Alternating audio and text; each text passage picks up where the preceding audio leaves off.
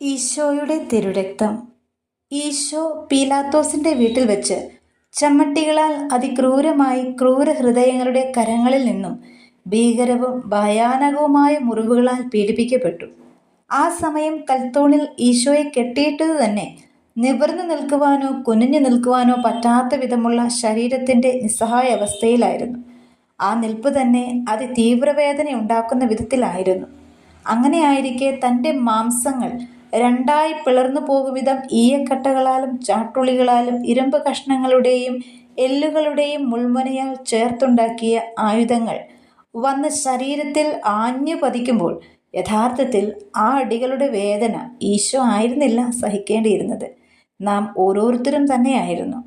എന്നാൽ ആ വേദന സഹിക്കുമ്പോൾ ഈശോ നമ്മോടുള്ള അഗാധമായ സ്നേഹത്താൽ മുഴുവനും വേദനകൾ ഏറ്റെടുക്കുകയായിരുന്നു.